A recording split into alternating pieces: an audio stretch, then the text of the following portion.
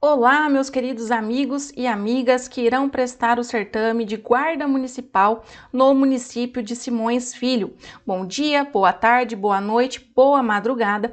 É um prazer inenarrável estar aqui com os senhores e senhoras para que façamos uma revisão com o intuito de ajustar na reta final, de dar algumas dicas, bem como apresentar algumas questões que a gente acredita que possa cair em forma de conteúdo. Para quem não me conhece, meu nome é Gabriela Duó, estou atualmente aprovada no concurso público de delegada de polícia para o estado do Espírito Santo, bem como aguardando o resultado de prova oral para o mesmo cargo no estado de São Paulo. Antes de adentrarmos na matéria, gostaria de pedir para que os senhores e senhoras curtam o vídeo, compartilhem, comentem, bem como se inscrevam no canal para que nos próximos vídeos sejam devidamente notificados e não percam o conteúdo de suma importância e gratuitamente aqui no YouTube. Ok, pessoal? Qualquer dúvida, crítica, sugestão, estamos sempre à disposição, tanto no Instagram do curso, bem como no meu Instagram pessoal. Sem mais delongas, porque o conteúdo é imenso e o nosso tempo é bem limitado,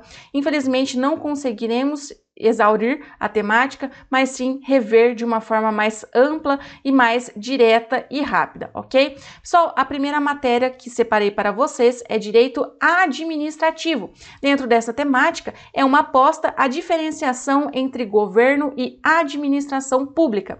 A diferença precípua entre esses institutos, pessoal, é justamente a pegada política, porque o governo ele é um conjunto de órgãos e atividades que são exercidas no sentido de conduzir politicamente o Estado, ou seja, através de definição de diretrizes políticas para o desempenho de funções do Estado. Já a administração pública é quem realiza concretamente essas diretrizes traçadas pelo governo. Então, em seu sentido estrito, ela afasta-se da pegada política, ela executa em um plano prático aquilo que foi definido pelo governo, ok? Então, só lembrar dessa diferenciação. Gostaria que os senhores ficassem atentos à diferença entre administração pública direta e indireta.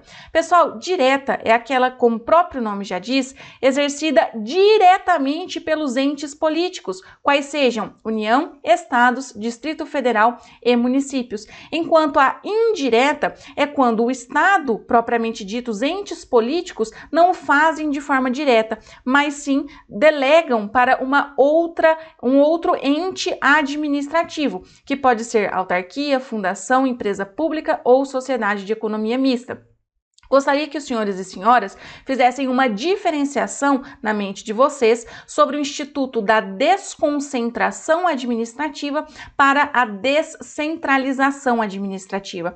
Desconcentração, lembrem-se que há um O no meio da palavra, ela cria órgãos. Então, lembrem do O de desconcentração para o O de órgãos. E o que são órgãos públicos? Eles são entidades que surgem justamente sem personalidade jurídica, ou seja, não são por si só uma entidade, uma pessoa, mas para cumprir a eficiência exigida da administração, realizam algumas funções, ok? Enquanto o fenômeno da descentralização, existe um E, então lembrem-se de E de entidade, cria-se uma entidade administrativa que tem sim personalidade jurídica própria, pode firmar contratos, ser processada e tudo mais, para também o desempenho dessa função que a administração pública não faz de forma direta, ou seja, através de seus entes políticos, ok? Pessoal, falando isso de uma forma muito en passant, mais rápida, da forma como pode cair na prova dos senhores e senhoras. A administração pública ainda subdivide-se em sentido subjetivo e objetivo. Como o próprio nome já diz, subjetivo corresponde às pessoas jurídicas, órgãos e agentes públicos que exercem a função administrativa, ao passo que objetivo é a própria execução das atividades incumbidas à administração pública. Dentre elas, destaca-se a prestação de serviços públicos, o exercício do poder de polícia e as atividades de fomento, ok?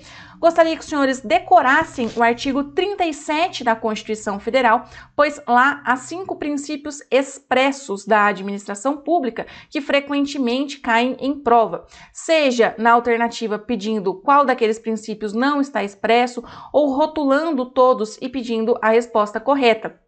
E existe um mnemônico para que vocês lembrem. O LIMP, porque LIMP, legalidade, impessoalidade, moralidade, publicidade e eficiência, ok? Não dá para explicar todos, mas os senhores tendo em mente quais são eles, já tá ótimo nesse momento, pessoal.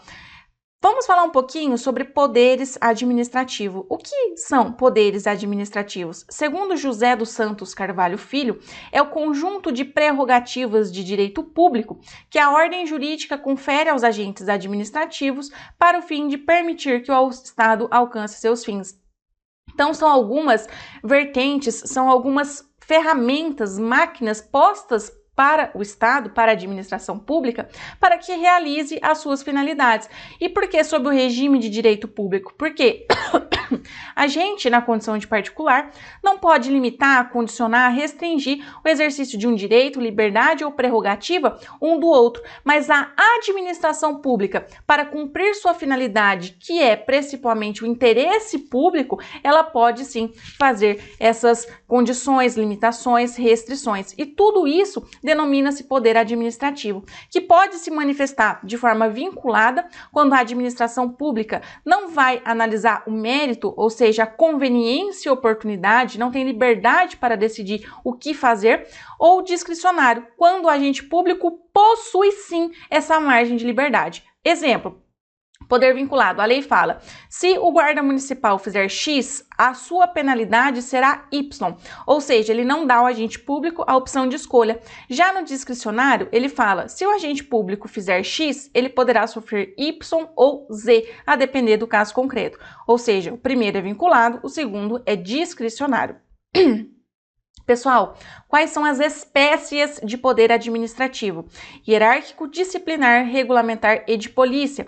Infelizmente não dá para destrinchar todos, mas gostaria que os senhores e senhoras tivessem em mente que o que vem prevalecendo, sem embargo de posição e de crítica em sentido contrário, é que o poder de polícia não é conferido em sua perspectiva mais objetiva e estrito sensu às guardas municipais, porque o STJ principalmente tem anulado casos de atuação irregular da guarda. Então, ela não tem poder de polícia. A guarda, para além disso, não é uma polícia, não é um órgão de segurança pública em sua vertente do artigo 144 da Constituição Federal, ok? Atos administrativos, o que são? São declarações do Estado ou de quem o represente que produz efeitos jurídicos, lógico que de acordo com a lei. E quais são as espécies? Pessoal, decore o mnemônico no NEP, porque são 5, normativos, ordinatórios, negociais, enunciativos e punitivos. Infelizmente, também não dá para destrinchar, mas os senhores tendo em mente quais são as espécies, já tá ótimo. Pessoal, a anulação de um ato é o desfazimento, é a sua retirada do ordenamento jurídico, porque ele é ilegal, ou seja, ele afronta, vai de encontro à própria lei. Já a revogação é também a extinção, desfazimento, retirada daquele ato, porque ele deixa de ser conveniente e oportuno. Olha como isso dialoga lá com o poder vinculado ao discricionário. Porque anular ato ilegal, revogar não tem conveniência e oportunidade. Lembram? Vinculado é baseado na lei, enquanto o poder discricionário ele analisa o mérito, a conveniência e a oportunidade. Os assuntos vão interrelacionando-se.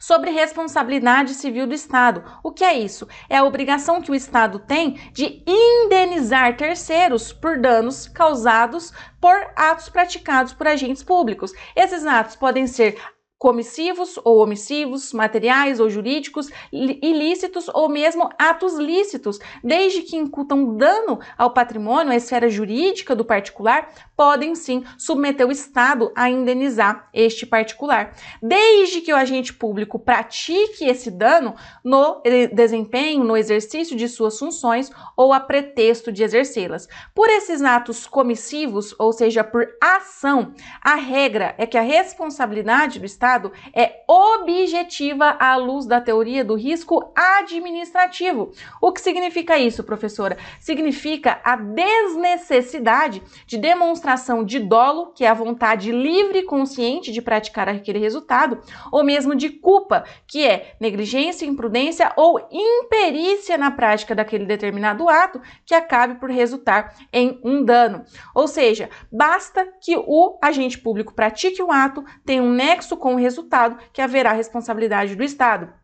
Mas, como já disse, a teoria do risco administrativo é a que prescreve que é possível o Estado não responder se Estado provar uma causa que exclua, diminua a sua responsabilidade, como uma culpa exclusiva da vítima ou uma culpa exclusiva de terceiros, ok? Já no que se relaciona, pessoal, a atos omissivos do Estado, ou seja, um não fazer, um deixar de fazer do Estado, se isso for genérico, ou seja, no descumprimento de funções que são ordinariamente impostas, a sua responsabilidade passa a ser subjetiva, ou seja, precisa se mostrar dano, nexo de causalidade, bem como dolo ou culpa, conforme a gente já abordou. Em recente decisão, os tribunais superiores, ao interpretar o parágrafo 6º do artigo 37 da Constituição Federal, entendeu que não haverá responsabilidade civil objetiva do Estado quando não demonstrado o nexo causal direto entre a fuga de um determinado detento e os danos por ele praticados. O que isso significa dizer? Se cair na prova dos senhores, vai vir na forma de casinho, então prestem atenção, ok? Vamos lá. O indivíduo fugiu do presídio e, no mesmo ato contínuo, rouba um carro, vai até um sítio, bate na família, pega seus pertences e assim sucessivamente.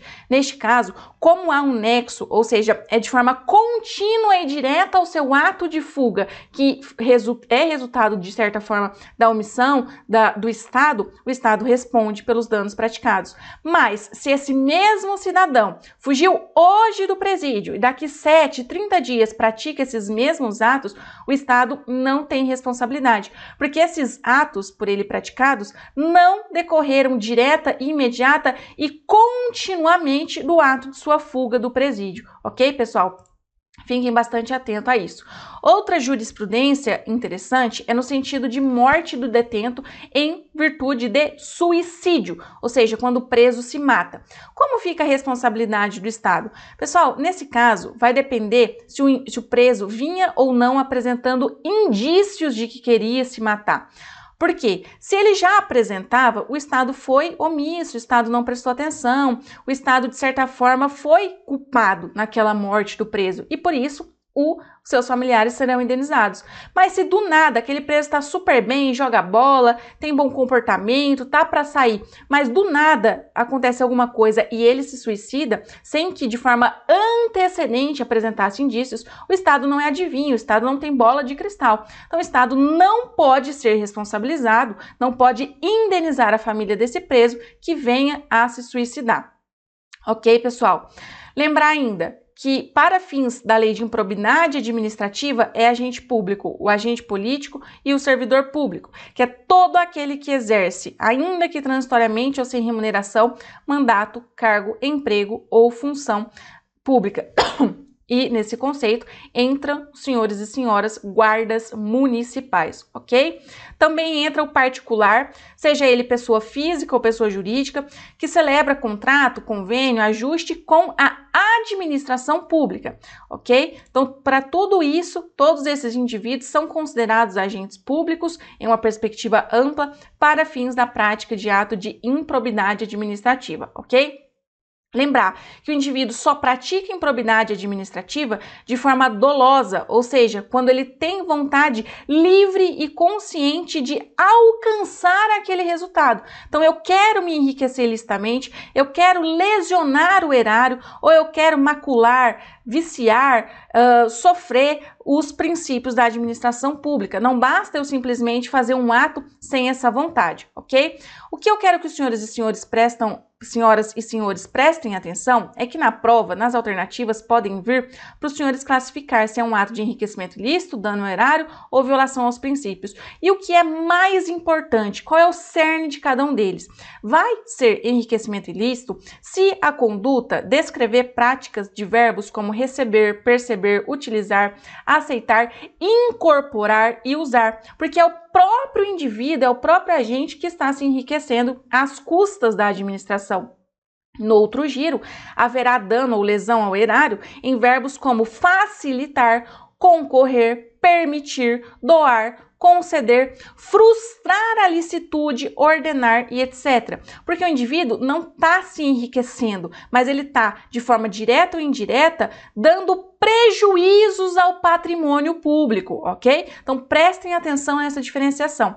E por fim, lembrar que os atos que ensejam violação aos princípios da administração são exaustivos, são taxativos. Não pode a doutrina, a jurisprudência ou qualquer outra fonte aumentar esses atos que são denominados de violadores aos princípios, ok, pessoal? Bom, eu gostaria que os senhores dessem atenção especial a essas condutas que violam os princípios, que é, por exemplo, o nepotismo. Esse nepotismo vai cair, pessoal. Presta atenção, se não for nesse, cai em outro. Então, é ato de improbidade administrativa que viola os princípios, nomear cônjuge, companheiro ou parente em linha reta, colateral por afinidade, até o terceiro grau, inclusive, da autoridade nomeante ou de servidor da mesma pessoa jurídica investida em cargo de direção, chefia ou assessoramento, para o exercício de cargo em comissão ou de confiança, ou ainda de função gratificada na administração pública, compreendido o ajuste mediante designações recíprocas. Isso é improbidade, ok? Também é improbidade praticar no âmbito da administração pública e com recursos do erário ato de publicidade que contraria a Constituição, de forma a promover inequívoco enaltecimento do agente público e personalização de atos, de programas, de obras, de serviços ou de campanhas dos órgãos públicos. Então é aquele fanfarrão, o prefeito, que realiza uma campanha publicitária com recursos públicos, se enaltecendo. Olha, eu construí uma escola. Olha, eu construí uma creche. Olha, eu construí um hospital. Não, você não. O município, através da sua gestão. Mas não foi você. Você não pode dar caráter pessoal a essas realizações, porque isso é improbidade administrativa, ok, pessoal? Desde que, óbvio, feito com recurso do erário. Bom, eu gostaria que os senhores e senhoras também prestassem muita atenção e decorassem o artigo 12 da Lei de Improbidade, porque ele fala das sanções, das consequências, das penalidades que o agente público vai sofrer caso pratique um ato de improbidade. Quais são eles? Quero que lembrem que no caso de enriquecimento ilícito e dano ao erário, o rol é grande, enquanto lá na violação aos princípios, o rol é bem pequenininho, ok? Então, assim, além óbvio, do ressarcimento integral do dano, de sanções penais, de sanções civis, administrativas, o responsável pelo ato de improbidade vai sofrer as seguintes cominações, de forma isolada ou cumulativamente. Então, pode ser tudo isso junto, de acordo com a gravidade do fato. Na hipótese de enriquecimento ilícito, contem comigo, pessoal, para fixar: perda dos bens ou valores, perda da função pública, suspensão dos direitos políticos até 14 anos, multa civil equivalente ao valor do acréscimo patrimonial, proibição de contratar com o poder público ou de receber benefício, incentivo e assim sucessivamente pelo prazo não superior a 14 anos. Então, primeira coisa, enriquecimento ilícito, lembrar de 14 anos. E lembrar que são 3 penalidades com P, que é a perda dos bens e valores, perda da função pública e, por fim, a proibição de contratar com o poder público. Isso ajuda a gente a lembrar. E depois, a multa, que vai vir em todos, e a suspensão dos direitos políticos, ok? Avançando. São as mesmas penalidades no caso de dano ou de lesão ao erário. Só lembrar que muda, deixa de ser até 14 anos para ser até 12 anos. Prestem bem atenção nesse até, porque em prova objetiva eles trocam. Eles colocam de 14 anos, de 12 anos, quando em verdade é até 14 anos, é até 12 anos, ok, pessoal? Leiam a lei. No caso de violação aos princípios da administração pública, aqui a gente só vai ter multa civil de até 24 vezes o valor da remuneração percebida pelo agente e proibição de contratar com o poder público ou de receber benefícios ou incentivos fiscais ou creditícios, e aqui o prazo passa a ser não superior a 4 anos. Então, 14, 12, 4. 14, 12, 4. Lembrar que na violação de princípio é só a multa e também a proibição de contratar. E em relação ao enriquecimento ilícito e dano ao erário, são 5 as penalidades, ok, pessoal? Isso cai. Vamos falar um pouquinho de direito penal? Tá tudo bem até aqui? Então vamos lá. Direito penal. Pessoal, o que é crime? Crime é o fato típico, ilícito e culpável. E há ainda quem defenda que a punibilidade também integra o conceito de crime. Mas, em verdade, a punibilidade é um quarto elemento que não integra propriamente dito o conceito de crime. Lembrem, portanto, que crime é fato típico, ilícito e culpabilidade.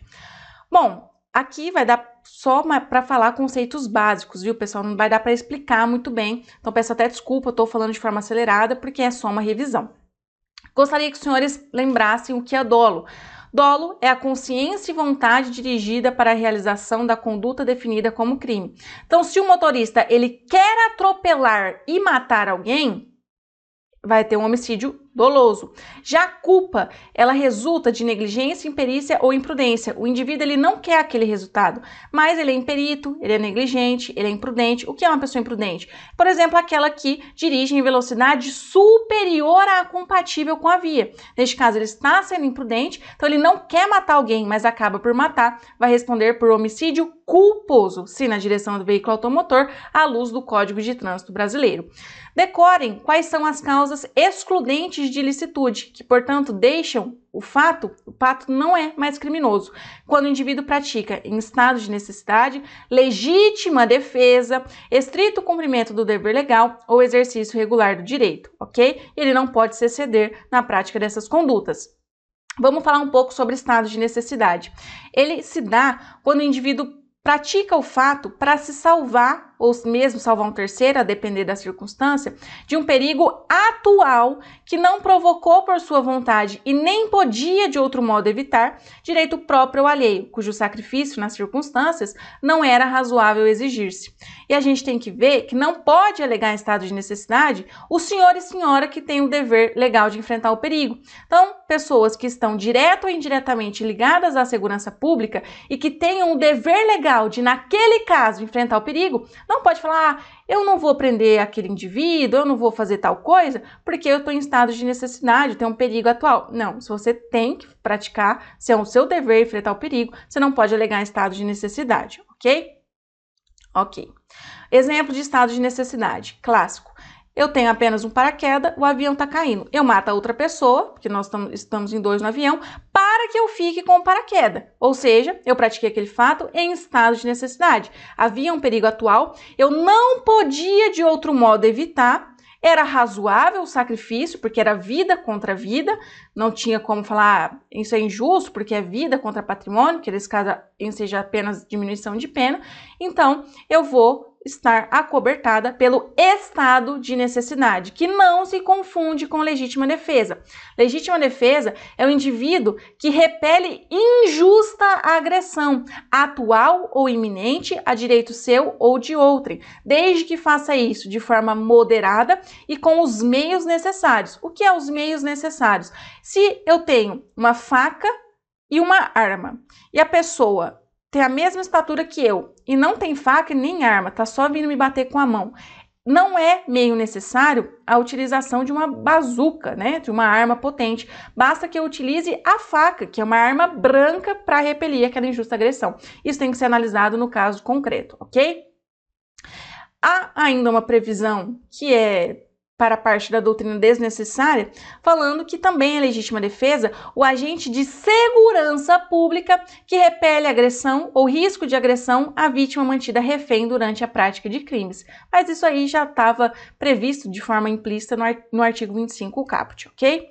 Pessoal, o que é um crime consumado e o que é um crime tentado? Consumado vai ter todos os elementos de sua definição. Então, homicídio, artigo 121 do Código Penal, matar alguém. Ele vai estar consumado quando efetivamente o indivíduo perdeu sua vida. Tentado, quando eu inicio a execução, mas o resultado ele não ocorre por circunstâncias alheias à minha vontade. Então, eu desferi 10 socos em uma pessoa com o intuito de matar essa pessoa, mas essa pessoa não morre. Por que ela não morre? Porque outra pessoa socorreu a tempo. Então, nesse caso, o crime ele foi apenas tentado, ok? Lembrar que a tentativa vai diminuir a pena do crime consumado no patamar de 1 a 2/3, ok? Essa é a consequência da tentativa. Outra coisa, furto. O que é furto? É a subtração de coisa alheia móvel sem violência ou grave ameaça, enquanto roubo é com violência ou grave ameaça. Sobre o crime de moeda falsa, gostaria que os senhores e senhoras lembrassem que quando a falsificação dessa moeda for grosseira, incapaz de enganar o homem comum, o crime se caracteriza como estelionato. E se essa falsificação for grave a ponto de não enganar qualquer pessoa, há quem alegue ser crime impossível, ok? Pessoal, peculato, dentro dos crimes praticados por funcionário público, que inclusive os senhores e senhoras são, contra a administração pública em geral, ele se destaca. E o que é peculato? Nós temos algumas espécies. No artigo 312 caput, temos o peculato na espécie apropriação ou desvio. Fala, apropriar-se o funcionário público de dinheiro, valor ou qualquer outro bem móvel, público ou particular, de que tenha posse em razão do cargo ou desviá-lo em proveito próprio ou alheio. Então, nesse caso, por exemplo, eu lá na delegacia, eventualmente, terei um computador. Eu pego esse computador para mim, que ele está sob a minha posse e eu me aproprio dele. Peculato, apropriação. Existe ainda a figura do peculato furto, que é quando o indivíduo não tem a posse do dinheiro, valor ou bem, mas ele subtrai ou concorre para que seja subtraído, valendo-se na facilidade que lhe proporciona a qualidade de funcionário. Então, vamos pensar, eu eventualmente, na condição de delegada de polícia, não tenho a posse de um computador que fica na repartição do INSS, mas eu chego lá para pegar algumas informações de um crime previdenciário que aconteceu, valendo-me da condição de funcionária, adentro na sala onde ficam os computadores e subtraio. Peculato furto. Ok, pessoal? Lembrar ainda que existe o peculato culposo, que é aquele quando não tem a intenção, que nós já conversamos, e o principal sobre ele é que se esse funcionário concorre culposamente para o crime de outrem, e em ele reparando o dano, então eu concorri sem querer para que uma outra pessoa, de forma negligente, imperita, imprudente, subtraia o computador da delegacia. Mas se eu indenizo a administração, se eu pago o valor desse computador até a sentença irrecorrível, eu vou ter a minha punibilidade extinta. Se eu faço posterior à sentença irrecorrível, eu vou ter a minha pena reduzida em metade. Existe ainda o peculato mediante erro de outrem, que vai haver a apropriação de um dinheiro ou utilidade que uma pessoa, no exercício da minha função, por erro, me dá e eu me aproprio.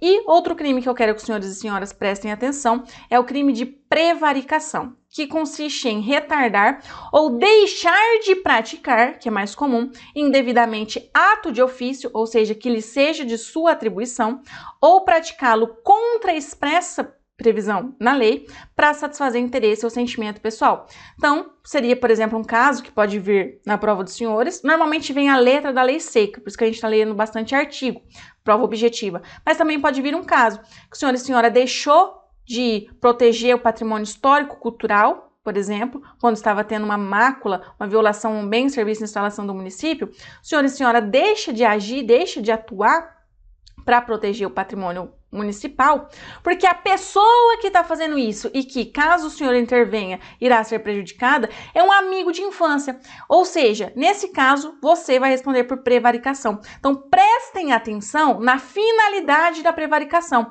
porque a pessoa retarda, deixa de praticar ou pratica de forma ilegal para satisfazer interesse ou sentimento pessoal. E isso o difere de vários outros crimes, ok? Já falei que os senhores e senhoras na condição de guarda municipal são considerados, sim, funcionário público. Lembrar que vai equiparar também pessoas de entidade paraestatal e empresa prestadora de serviço contratada ou conveniada, por exemplo, uma concessionária, que exerça a atividade típica da administração pública e engloba de forma ampla qualquer pessoa que, ainda que transitoriamente, sem remuneração, exerce cargo, emprego ou função pública. Outra coisa que quero que prestem atenção: vai ter a pena aumentada em terça parte o autor do crime previsto no capítulo que pune os crimes praticados por funcionário público contra a administração em geral, se esse agente público for ocupante de cargo em comissão, função de direção ou assessoramento em órgão da administração direta, que a gente já sabe que é da União, Estado, DF, município, ou dentro da indireta, excluindo-se a autarquia. Pessoal, isso aqui é uma pegadinha de prova. Eles incluem a pessoa que exerce essas funções em uma autarquia, quando, em verdade, o tipo não prevê a autarquia. Então, ele tem que exercer essa função ou na administração direta ou na indireta, se for fundação pública, empresa pública ou sociedade de economia mista, excluindo-se, portanto, quem exerce direção, assessoramento, cargo em comissão em autarquias, ok? Isso aqui cai muito. Tudo bem até aqui, pessoal? Vamos ver as leis? Claro, não vai dar para esgotar, mas peguei aqui alguns pontos que eu aposto que podem cair. Primeira coisa, Lei Maria da Penha. Protege mulher. Mulher não na acepção de sexo biológico atribuído com o nascimento, mas sim em uma perspectiva de gênero, inclusive social. Justamente nessa toada engloba transexual feminina, transexual mulher, ok, pessoal? O que é violência doméstica e familiar? É uma ação ou omissão, então atentem-se que uma omissão pode incutir a aplicação da Lei Maria da Penha. Isso é contraintuitivo, mas pode. Baseada, obviamente, no gênero, então não basta que seja uma mulher, tem que ser a vítima, tem que ser essa ação, omissão, essa morte, lesão, sofrimento por conta do gênero feminino.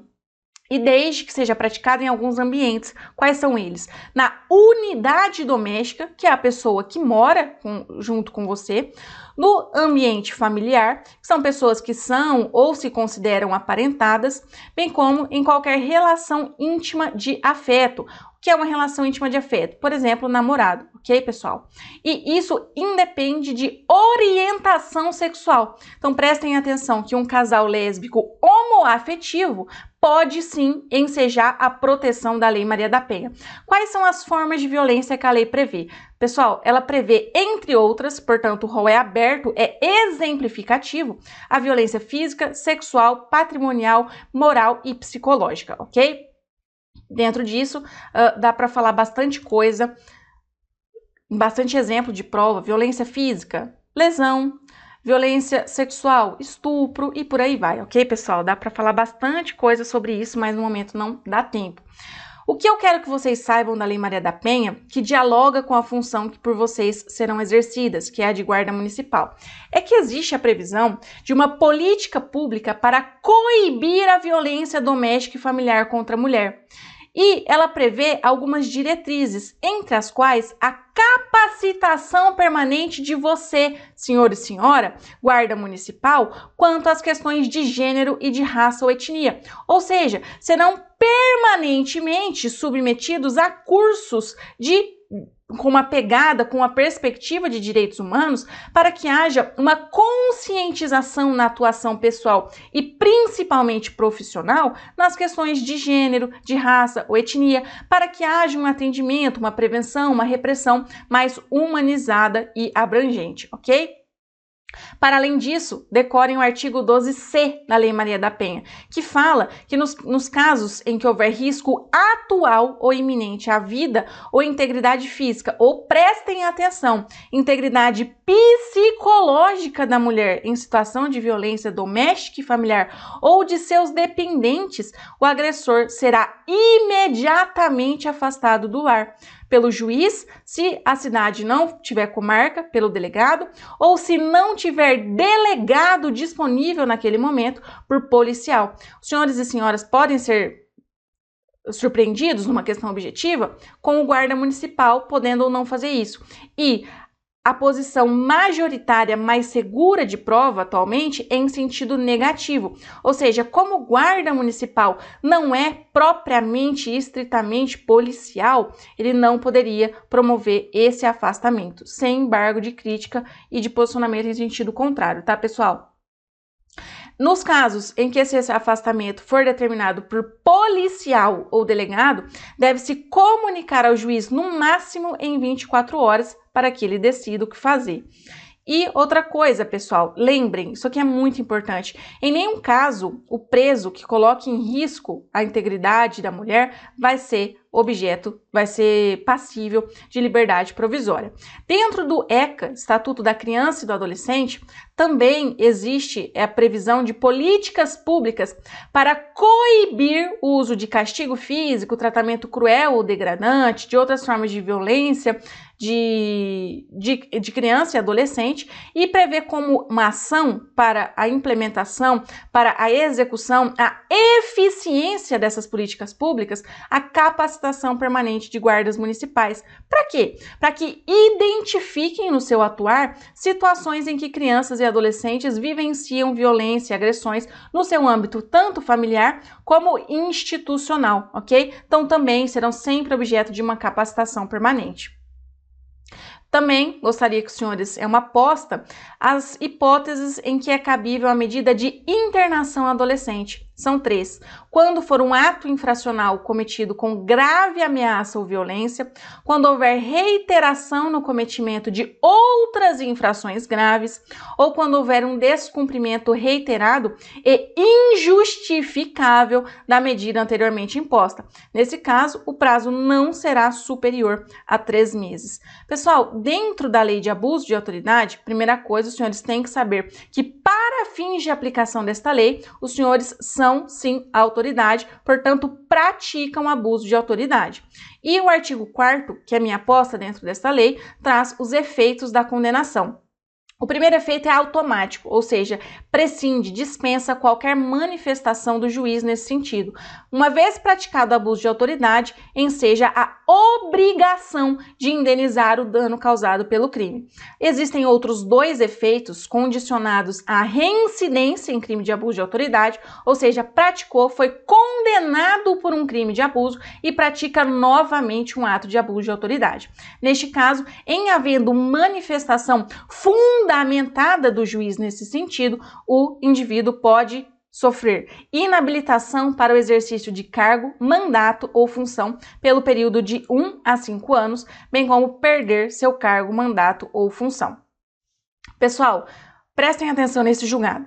Todos os integrantes das guardas municipais possuem direito a porte de arma de fogo em serviço ou mesmo fora de serviço, independentemente do número de habitantes do município. Então, nesse julgado, o plenário do Supremo transbordou aquilo que previsto literalmente no Estatuto do Desarmamento para dar esse porte para todos os guardas municipais, ok? Esse julgado também é importante, pessoal, e dialoga com a previsão constitucional de que a Guarda Municipal promove a proteção de bens, serviços e instalações do município e não pode ir além disso, por assim dizer. Nesse sentido, as guardas municipais não possuem competência para patrulhar supostos pontos de tráfico de drogas, realizar abordagens e revistar indivíduos suspeitos da prática de tal crime, ou ainda investigar denúncias anônimas relacionadas ao tráfico e outros delitos cuja prática não atinge de maneira clara, direta e imediata os bens, serviços e instalações municipais, ok?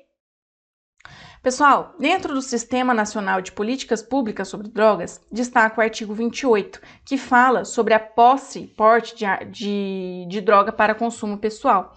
Quais são as penas para o indivíduo que é pego com droga para consumo pessoal?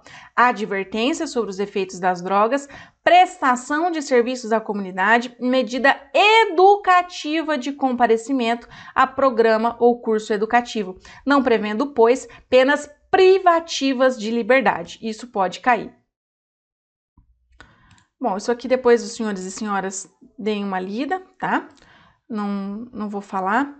Se o indivíduo, de forma injustificada, se recuse a cumprir as penalidades que acabamos de falar, o juiz poderá submetê-lo sucessivamente a admoestação verbal e multa. O que significa sucessivamente? Primeiro admoestação verbal, depois multa. Pessoal, com isso, agradeço a participação, a atenção e tempo de vocês até aqui.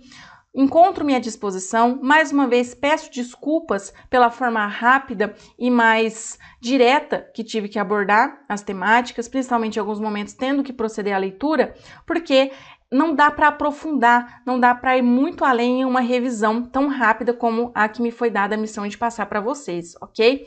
Mas foi um prazer, encontro-me à disposição. Mais uma vez, peço desculpa por qualquer incômodo e boa prova, fiquem com Deus, bons estudos, se cuidem, pessoal. O que precisar da gente, a gente está inteiramente à disposição.